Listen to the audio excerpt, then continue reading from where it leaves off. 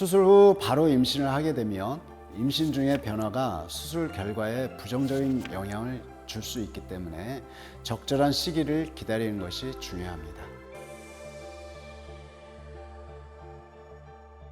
안녕하세요. 군살 빼고 처진 살 올려주는 지방석배 김닥터입니다. 오늘은 특히 저희 병원을 방문하시는 많은 분들께서 상담 실장에게 물어보셨던 질문들을 모아서 답변을 해드리는 시간을 갖도록 하겠습니다.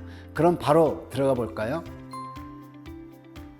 일반적으로 약간의 출혈이 있을 수 있지만 거의 없다고 보시면 됩니다. 전문 의료진이 안전 절차를 준수하고 적절한 관리를 통해 출혈을 최소화하도록 노력합니다. 출혈 관리는 안전성을 최우선으로 고려하면서 수술 전후 관리를 하고 있고 각 환자의 상태와 수술 범위에 따라 다를 수 있습니다.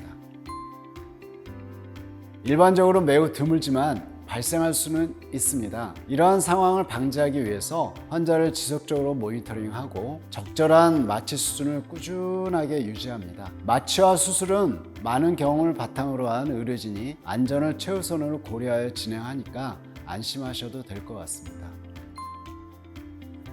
지방흡입 후에는 일상생활로 복귀할 수 있는 경우가 많습니다. 하지만 수술 후에는 약간의 통증과 부종이 있을 수 있고 이는 환자의 개인적인 체감에 따라 다를 수 있습니다. 의사의 지시를 잘 따르고 적절한 휴식과 회복 기간을 취해야 하죠. 통증 관리를 위해 의사와 협의하고 처방된 약을 복용하는 것이 중요합니다. 지방흡입 수술 후에는 의사의 지시에 따라 다를 수 있지만 일반적으로 가벼운 운동부터 시작해서 점차적으로 증가시키는 것이 좋습니다. 대부분 환자분들은 수술 후부터 일주일 이내에 걷거나 가벼운 운동을 시작할 수 있습니다. 피트니스에서 강한 근력 운동이나 유산소 운동은 2, 3주 후면 가능하지만 전문적인 조언과 안내를 받는 것이 중요합니다. 흉터는 대개 수술 중에 피부를 보호하기 위해서 작은 보호캡 등을 삽입하여 수술을 진행합니다. 그래서 흉터는 일반적으로 매우 작게 남거나 거의 보이지 않을 정도로 남을 수 있습니다. 또는 중등도의 멍이 생길 수 있지만 수술 후 약 2주에서 3주간의 시간이 흘러가면 멍은 사라지고 회복됩니다. 지방흡입 수술의 시간은 환자의 상태와 수술 범위에 따라 다를 수 있습니다. 보통 지방흡입은 수술 부위와 양에 따라서 30분에서 많게는 2~3시간 정도 소요될 수 있습니다. 지방흡입은 지방을 제거하는 수술이기 때문에 체중이 일부 감소할 수는 있습니다만 지방흡입의 목표는 체중 감량보다는 체형 조절이기 때문에 결과는 개인마다 다를 수 있습니다. 몸무게 감량을 위해서는 규칙적인 운동과 건강한 식습관을 유지하는 것이 중요합니다. 지방흡입 후에 발생하는 붓기는 수술한 날부터 3주 전후에 서서히 회복되고 사라집니다. 개인에 따라 2, 3개월 지속될 수는 있습니다. 많이 붓지 않게 조절하는 가장 좋은 방법 3가지를 알려드리겠습니다. 첫째는 수술 후 통증으로 불편한 일주일간 가벼운 림프 마사지를 하는 겁니다. 둘째는 3주간 압박복을 착용하거나 키네시오 테이핑을 붙이고 공기압 마사지기를 사용하고 그리고 음식물 조절을 하는 것입니다. 세 번째는 병원 후관리 프로그램 참여입니다. 붓기가 지속된다고 느낄 때는 의사와 상담해서 적절한 조치를 취하는 것이 더욱 좋습니다. 일반적으로 지방흡입은 수술 후 입원이 필요하지 않습니다. 대부분의 경우 지방흡입은 외래 수술로 진행되고 수술 후 환자는 회복실에서 충분한 관찰을 받은 후 퇴원할 수 있습니다. 그러나 환자의 상태나 수술 범위에 따라 상황이 달라질 수 있으니까 의사와 사전에 상담해서 명확한 정보를 확인하는 것이 중요합니다. 지방흡입 수술은 일반적으로 안전한 수술이지만 부작용이 발생할 수 있는 가능성이 있습니다. 일반적으로 작은 부작용으로는 통증, 멍, 부종, 감염 등이 있습니다. 또한 흉터, 비대칭, 피부 불균형, 색소 침착, 지방 색전증 등의 합병증이 발생할 수도 있습니다. 이러한 부작용은 사전에 정보를 충분히 파악하고 의료진과 상의해서 적절한 대처와 관리를 통해 최소화할 수 있습니다.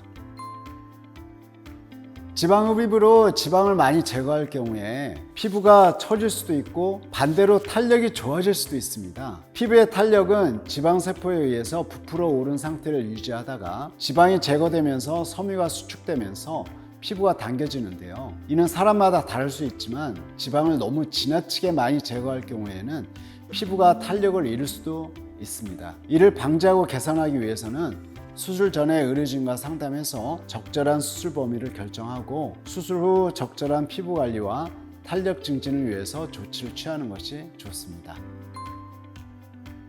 미성년자는 수술 전에 법적인 보호자의 동의를 받아야 할 수 있습니다. 미성년자의 경우 성장과 발육에 영향을 미칠 수 있다는 점, 수술의 위험과 부작용, 수술 후의 관리 등을 충분히 이해하기 위해 보호자의 동의가 반드시 필요할 수 있습니다. 그래서 보호자와 의사와 함께 상담해서 수술 범위와 적절한 시기를 결정하는 것이 중요하겠죠.